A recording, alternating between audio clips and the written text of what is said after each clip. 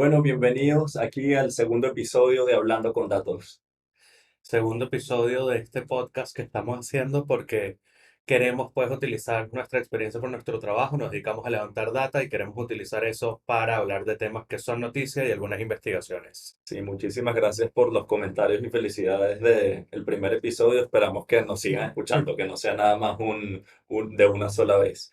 Bueno, arrancamos con el primer dato de la noticia. Vamos con el mismo formato del primer episodio, ¿no? Una noticia, un tema relacionado a unas investigaciones que realizamos y un dato random. Sí, te traes un buen dato random, ¿ah? Sí. La última me ganaste, en esta ya vas a Ah, ver es que... competencia. Sí, 100%. Ah, ok. Está bien, Si está no, bien. ¿para qué? Cool, cool, cool, me parece. Bueno, hay una noticia que a mí me impresionó esta semana porque es algo que no sabía que estaba ya tan avanzado y con tanta frecuencia, y es que SpaceX rompió un nuevo récord con el cohete que más veces ha lanzado y ha vuelto a aterrizar. Este es de su línea Falcon 9 y él lo ha hecho ya 17 veces con el mismo cohete. O sea, antes era inimaginable, o sea, si un cohete al espacio y desaparecía, y ya han logrado 17 veces subir y volver a bajar. Bueno, pues vamos a hablar un poco de eso, ¿no? Porque definitivamente el momento en el que SpaceX logra que los cohetes puedan ir y regresar, o sea, básicamente lo que hace el cohete es que va, llega al borde pues, de la atmósfera, despega lo que está enviando al espacio, que puede ser lo que más están enviando ahora son los satélites Starlink, Correcto, sí. o puede ser cualquier cosa pues que la NASA los esté contratando a enviar y básicamente vuelve y estaciona pues en una plataforma en el medio del mar, ¿no? Y eso permite que entonces lo puedan volver a usar, ¿no? Y eso ha sido como lo que ha disparado, a mi parecer, esta segunda carrera espacial, ¿no? No, y eso, o sea, pensar que eso era posible antes era una locura y tiene implicaciones increíbles, ¿no? Porque en ahorro de gastos son enormes y de hecho, justamente este cohete hicieron un assessment en el lanzamiento 15 de cuánto aguanta, ¿no? Porque igual le tienen que hacer algunas reparaciones técnicas, ¿no? Para el próximo lanzamiento y ya se estima que esta línea de Falcon 9 puede ir hasta 20 veces, se puede reutilizar 20 veces. Claro, y eso en lo que se traduce es que los costos bajan drásticamente, ¿no? Yo estaba viendo y básicamente cada envío del Falcon 9 cuesta alrededor de $50 millones, Ok, cosa que es más o que menos. igual es un montón de plata, ¿no? Es un montón de plata, pero cuando uno piensa que estás mandando algo al espacio, ya siento que, no sé, uno pierde la percepción de los números también. Sí, sí. Pero lo que me pareció interesante es que $50 millones es más o menos, o sea, 90% más barato de lo que era antes O enviar. sea, antes estaba alrededor de los 500 millones de dólares enviar un cohete al espacio. Claro, y cada misión espacial era una cuestión, pues que requería de un estado atrás poniendo un montón de recursos. Ahora hay muchos actores más haciéndolo y eso está haciendo que se vuelva todo mucho más eficiente, ¿no? También estamos hablando no solo el hecho de que los cohetes van y vuelven, sino también, por ejemplo, que en el combustible que están utilizando es 10 veces más barato del combustible que utilizaban antes, por ejemplo. Mira, y algo que me llama a mí la atención, que fue por lo que me llamó muchísimo esta noticia, es que al ritmo que van, con la cantidad de cohetes que envían este año, proyectan hacer 90 envíos no sé si con el mismo Falcon 9, pero 90 veces van a salir del espacio desde SpaceX. Y yo no sabía que era tan recurrente. Y también creo que como misión de SpaceX y como lo plantea Elon Musk, él decía que uno no aplaude cada vez que sale un avión y como él se lo imagina que los cohetes pueden llegar a ser de un uso recurrente eventualmente, tampoco hay que hacer el mega lanzamiento cada vez que sale un cohete al espacio. Y por eso quizás esta noticia pasa medio desapercibida, pero creo que es súper relevante. A diferencia de como pasó en 2021, que Richard Branson hizo el Mm. mega espectáculo cuando él se montó al cohete y salió Virgin Galactic en el primer cohete que lo llevaba a él. Sí, yo creo que ahí también habla un poco de los dos estilos diferentes que se han hecho, ¿no? Yo creo, lo primero, estamos definitivamente en la época en donde más cohetes se están lanzando al espacio. El año 2022 se lanzaron casi 190 cohetes, 187 me parece, se lanzaron al espacio, de los cuales SpaceX fue el actor que más cohetes lanzó. Más o menos la mitad de esos cohetes se lanzaron desde Estados Unidos, normalmente en una articulación entre la NASA y alguna empresa privada como SpaceX, y la otra mitad, la mayoría de China y Rusia, ¿no? Obviamente.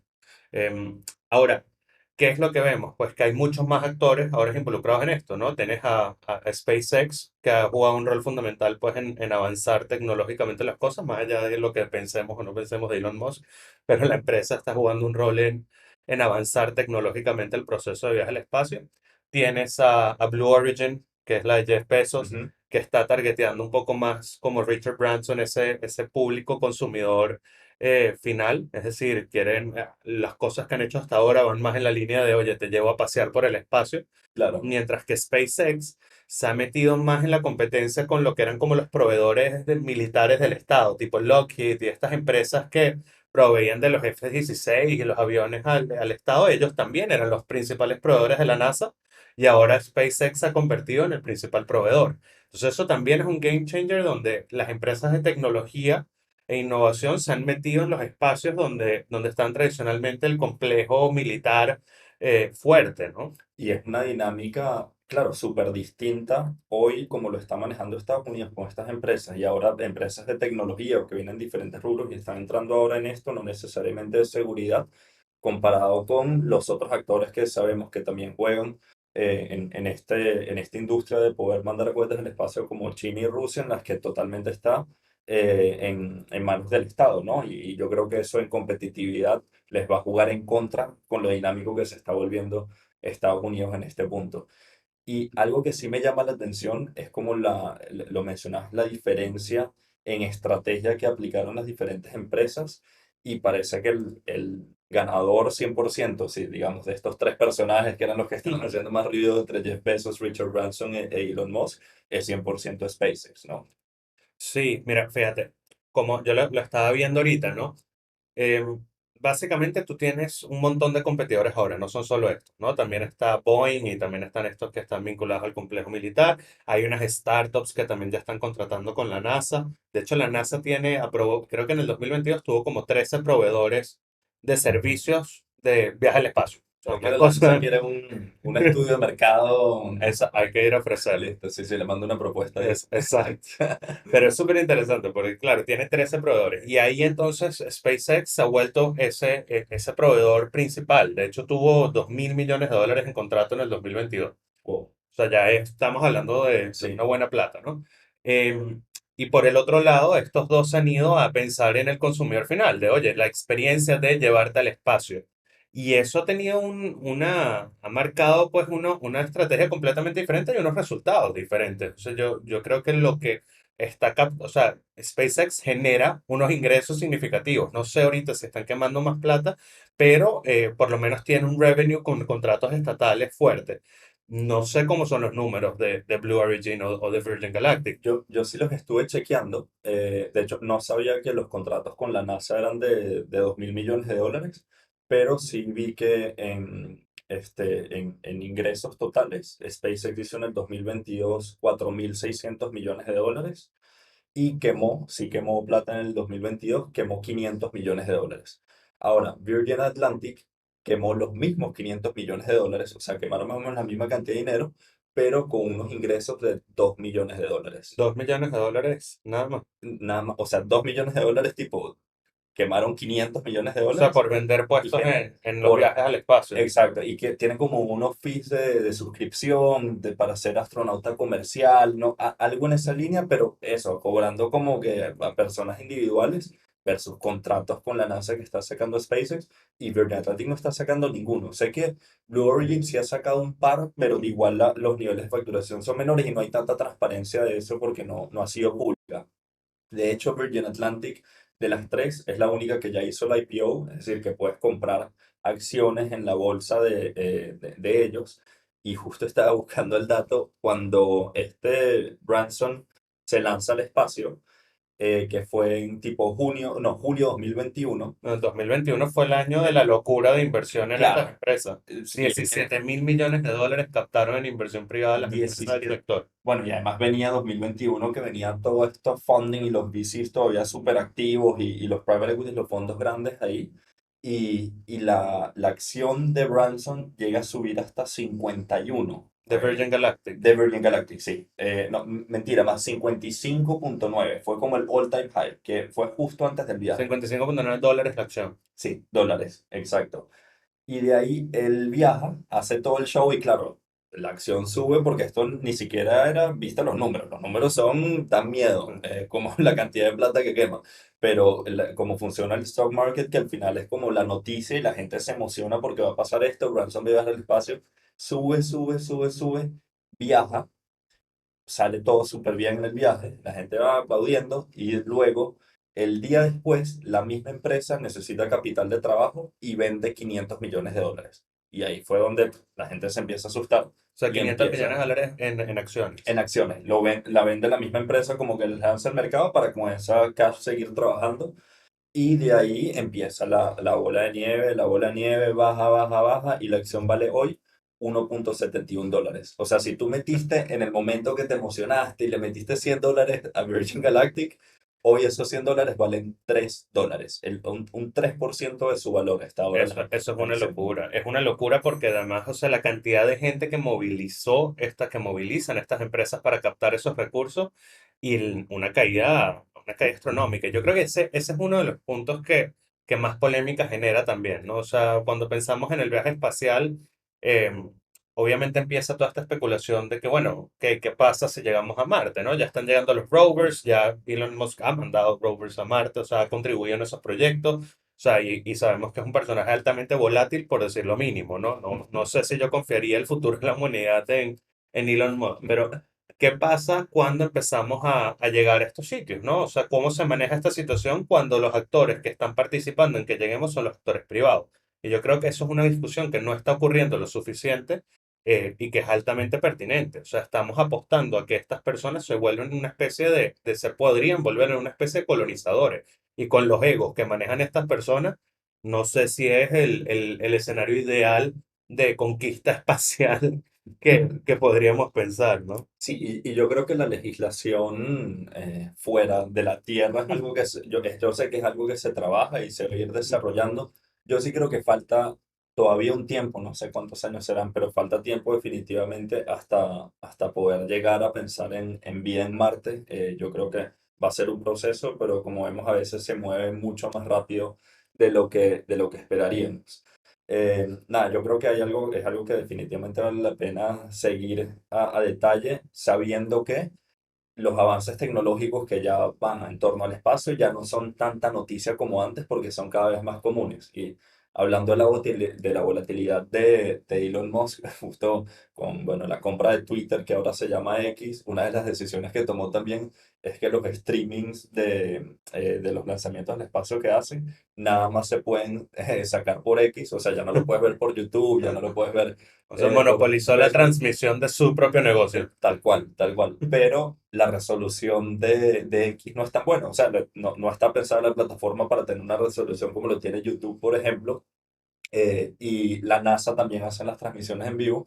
Y parece que en los últimos lanzamientos ha tenido más views la plataforma de la NASA que el mismo X, que no es la plataforma ideal para verlo. Qué loco, ¿no? Bueno, yo creo que con eso podemos pasar a nuestro segundo tema del día, ¿no? Queríamos hablar esto viene de unos resultados de una investigación que realizamos en algunos países de América Latina, sobre todo en Perú y en Venezuela, y se trata de cómo se informa la gente, ¿no? Dónde consume la gente información, dónde consumen noticias y cómo van creando y validando si estas noticias son reales o son falsas, ¿no? O sea, cómo hacen ese proceso de auditoría. Y obviamente hay algo que ya todos sabemos que está sucediendo, pero que cuando uno lo pone en números, realmente se vuelve preocupante porque la regulación y la política no está atrás. Entonces, el dato con el que yo quería arrancar es el siguiente.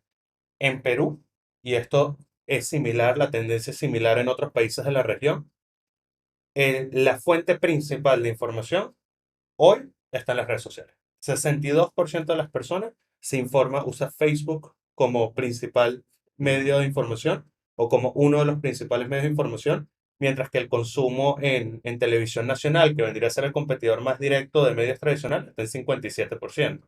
Pero lo interesante es que el consumo de información por medio de TikTok, Instagram, WhatsApp viene subiendo muchísimo. TikTok ya se posiciona como la segunda red social donde más se consumen noticias en Perú con un 28% de las personas consumiendo noticias por ahí.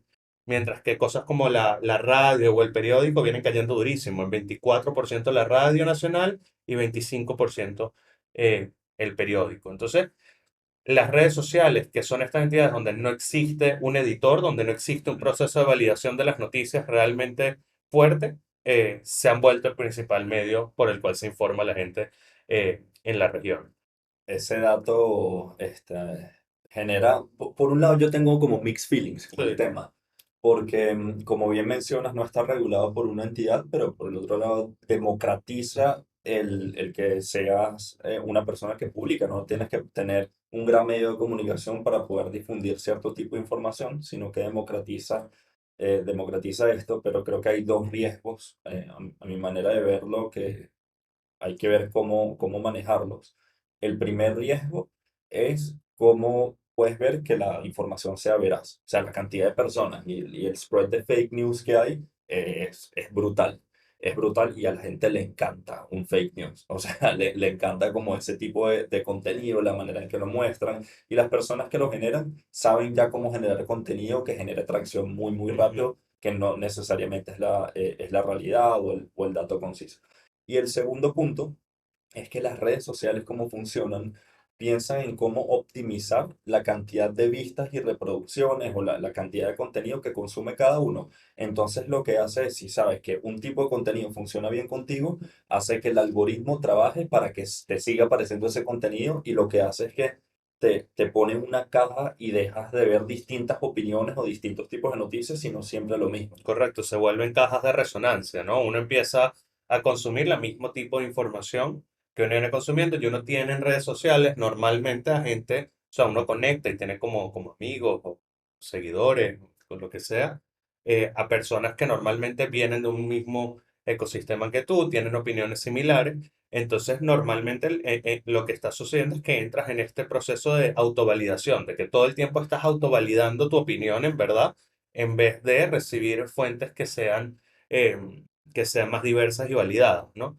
Y una de las cosas que a mí más me preocupa o me preocupa, o me llama la atención, es ese proceso de cambio generacional, ¿no? Ujú. O sea, donde la mayoría de las personas que están consumiendo información por estos medios son personas jóvenes. O sea, sobre todo cuando vemos ese arranque de TikTok, donde ya estamos en un 28 a 30% de la población que se está informando con TikTok. O sea, informando opinión de noticias. Y algo que yo siempre me pregunto también en estos espacios es quién es el vocero.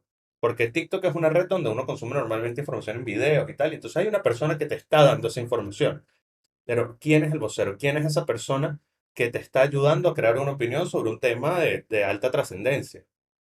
No, y algo que me llamaba la atención de esta misma investigación era que las personas decían, ok, con este problema, ¿no? ¿Quién es la persona que lo dice? ¿Cuál es la fuente de información? Al final, es una persona, una institución, y decían, no, bueno, para validar eso y yo saber que es real, lo que más me fijo es en la evidencia, ¿no? Era como lo principal del resto. Y yo dije, ok, positivo que quieran buscar evidencia, pero luego cuando profundizas más en qué es evidencia, dicen videos, imágenes y sobre todo contenido audiovisual. Es decir, que si tú agarras ahora un video, lo editas con todas las herramientas digitales que hay ahora y lo difundes, las personas van a creer que eso es real muy, muy, muy fácilmente y es muy difícil, al menos que las plataformas se responsabilicen por bajar ese contenido y hacer que no tenga atracción. ¿Cómo sabes que el video no es construido con inteligencia artificial? ¿Cómo sabes que la imagen no es construida con inteligencia artificial? Es Literalmente. extremadamente complejo. Y la gente dice, sí, no, yo, primero la gente cree, o la gente, cuando uno le pregunta, la gente dice, no, yo sí hago un esfuerzo por validar que la información es confiable. O sea, yo sí pongo un esfuerzo ahí. Y el 50% de las personas en Venezuela, por ejemplo, decía lo que tú dices, se tiene que respaldar con evidencia. Pero esa evidencia, hoy en día uno no puede garantizar que es real, es complejo. Entonces, si no tienes ningún filtro, como te dice, es imposible. Y algo que a mí me parece incluso más preocupante es que, bueno, está bien, esto es un grupo de personas que nos está diciendo, sí, yo sí hago un esfuerzo por validar, pero hay otro grupo muy grande que no lo hace. Y la tendencia es que las personas en ambos espectros, o sea, las personas mayores de 60 años y las personas menores de 24 años son los que menos valían información y son dos grupos poblacionales importantes. Las personas que no acceden a educación superior son las que menos valían información y las personas con bajos ingresos son las que menos valían información. Entonces, es muy fácil también mandar mensajes que permitan movilizar a ciertos grupos a actuar de cierta forma.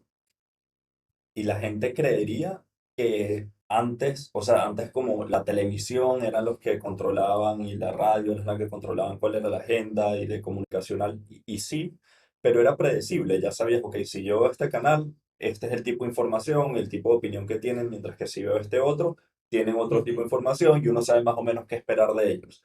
El tema es que las redes sociales te hacen creer que como son individuos atrás, no hay ninguna agenda realmente, sino ujú. son simplemente cuentas individuales que están publicando, etcétera. Y eso ya se ha demostrado con muchísimos casos de elecciones que con una estrategia de redes sociales bien implementada, puedes, por ejemplo, manipular unas elecciones electorales muy fácilmente con los recursos necesarios y aplicando la estrategia correcta. Eso es muy importante. Nosotros no, aquí, o sea, no estamos diciendo que los medios tradicionales no sean parcializados. Los medios tradicionales son parcializados. Lo que Claro. pasa es que suelen ser abiertamente parcializados. Uno sabe qué opinión está detrás de El Comercio, Fox News o la mayoría de los medios importantes, CNN, etcétera. Uno sabe más o menos qué ideología representan esos medios y qué intereses representan esos medios. Con las redes sociales no. Y aún así, la gente, y esto es algo que me parece súper preocupante, no solo es que consume más información por estos medios, sino que la mayoría de las personas, o por lo menos una cantidad importante de las personas, sobre todo en países donde hay alta desconfianza en el Estado, Ujú. como Venezuela, por ejemplo, dice que las redes sociales son más confiables que cualquier otro medio. Bueno, Entonces, o sea, te la doy, te la sí, doy que pues probablemente es mucho más cuarenta y confiable que... cinco por ciento de las personas dice que las redes confiables, las redes sociales son más confiables que otros medios, pero eso no te estoy diciendo que eso incluye nada más pues la televisión estatal, eso lo estás comparando con medios digitales, medios internacionales, con un montón de otras fuentes que donde uno podría tener más esquemas de validación. Y ahí también hay que recordar que, bueno, en las redes sociales estamos hablando de los individuos, exactamente, pero otra realidad es que los medios tradicionales están entrando en las redes Claro. sociales. O sea, yo ahora veo muchos de los medios tradicionales por Instagram principalmente, TikTok. Todavía tengo una negación y creo que la seguiré teniendo de descargármelo, pero Instagram, yo veo, sí, la mayoría de los periódicos, como bien mencionabas, los veo por ahí. Luego, si quiero ver más, entro a la noticia completa. Y yo creo que eso es un poco la tendencia y lo que se tiene que hacer. Quizás la fuente que es más predecible, que es más seria, tratar de ganar espacio en redes sociales y tratar que las fake news ganen menos y, bueno, que haya algún manejo responsable desde los actores y las plataformas para tratar de propiciar esas fuentes serias y que las fake news no estén agarrando vuelo. Pero el riesgo de que la apuesta sea, ok, los medios serios utilicen más las redes sociales, es que lo que empiezan a crear es un poco este esquema de clickbait, de amarillismo, donde saben que el attention spam, o sea, el espacio de atención en las redes sociales es súper bajo y por ende entonces lo que ponen es títulos llamativos o mensajes claves que son amarillistas, o sea, que Sí, venden hay un riesgo que ahí muy buscan es real, sí, captar es cierto. atención porque saben que la gente no va a leer la noticia completa. Entonces lo que buscan es como captar la atención con un mensaje clave y eso genera un riesgo importante de que la gente siga informándose pues con ese headline llamativo y no con el contenido real de una noticia. Es cierto, es un riesgo real. Yo aquí voy a tratar de lanzar más propuestas de, de cómo trabajar con esto. Creo que otra manera que sí es inteligente es el validar con diversas fuentes de información. Creo que esa para mí es como la principal guía, es no fiarse y no siempre consumir las noticias a través del mismo periódico, la misma fuente, sino tratar de validar distintas opiniones para uno poder crearse con criterio propio una opinión al respecto. Yo puedo seguir siendo el abogado del diablo en esto. Sí, tú dale, dale, dale con confianza. No, porque te la doy, efectivamente sí, si uno estuviese contrastando activamente con distintas percepciones y consultando distintos tipos de fuentes de información con distintos backgrounds ideológicos, interesante, sí, ese es el objetivo. Pero la gente cree que está haciendo procesos de validación porque normalmente consume las noticias de múltiples fuentes. Lo que pasa es que lo que hablamos es que la mayoría de esas fuentes vienen de las mismas cajas de resonancia de Claro, posiciones similares que validan tu opinión. sí. Bueno, definitivamente no llegamos entonces a un consenso de cuál es la mejor estrategia para poder hacer que la gente se informe realmente con información verídica. pero por eso la gente tiene que empezar a escuchar más hablando con datos, ¿no? Sí, hay que Para escuchar el podcast. darles la data serie y sepan cómo informarse. Bien, ya creo que para finalizar pasamos al dato random. Sí, sí, sí, de una. Dale, arranco yo entonces. Ok, a ver si te adivinas esta. ¿Cuál crees que ha sido el fideo más largo del mundo? ¿Cuánto mide? O sea, el O fideo sea, tipo tipo de una pasta, pasta, pues. pues. Ajá, O sea, una broma de pasta, pues, es la más larga. la más larga del mundo. La gente hace cosas muy locas, men. Yo siento que hay un loquito por ahí que para romper un récord Guinness se lanzó algo totalmente fuera de lugar. Te voy a decir 10 kilómetros. No, igual se te fue las manos, men. O sea, Como, 10 kilómetros. O sí, sea, es muy largo. pero la gente es loca, la gente hace cosas así. No, men, son 3 kilómetros. O sea, 3 veces más. Bueno, si quieres, le metes tú tus 10 kilómetros y romperías un récord probablemente. Eso, vamos a por eso, vamos a por Literal. eso. Esa es, sí, con 40 kilos de harina y 17 horas para hacer el fideo. Me parece una inversión de tiempo muy, muy Lógico, ¿no? razonable. Sí, Retorno de inversión directa. exacto. Que habrán ganado con eso. Ahora, a ver, te lanzo el mío, te lanzo A el ver, mío. ¿Qué porcentaje crees del tráfico de Internet, qué porcentaje crees que son bots? De todo el tráfico que hay en Internet. ok, ese está más alineado con lo que estábamos hablando hoy. Exacto, Yo, exacto. yo con el fideo, men. Hay que Eh, mantener la tendencia. Yo me esfuerzo en traer un dato alineado con lo que hablamos, pues. Claro. Pucha, sé que son muchísimos, sé que son un montón porque recuerdo que cuando Elon Musk quería comprar Twitter, una de las cosas que había es que habían tantos bots que estaban inflando el número de Claro. usuarios reales, ¿no? Eso es una buena referencia para que llegues al dato.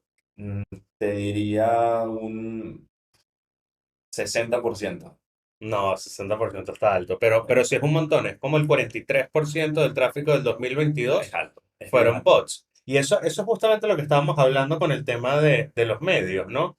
O sea, al final, todos estos bots generan likes, generan tráfico, generan un montón de cosas que impulsan ciertos mensajes, ciertas narrativas, o fake news que agarran vuelo, ¿no? Sí, no, es bien alto. Yo lancé uno más alto porque no sé, siempre me voy por más alto porque siempre me quedo corto. Y estos bots pueden ser usuarios también, o sea, pueden ver contenido, ¿no? Digamos. Claro, te dan likes, te generan views, o sea, la gente lo usa para inflarse sus números también. Podemos comprar uno. No, no, yo prefiero apuntar a que la gente realmente nos quiera escuchar y por eso no tenemos que comprar bots. Está bien, entonces aquí estamos para ustedes, seres humanos, vamos a seguir dirigiéndonos Sí, solo a ustedes y no a los bots. nos vemos en el próximo episodio.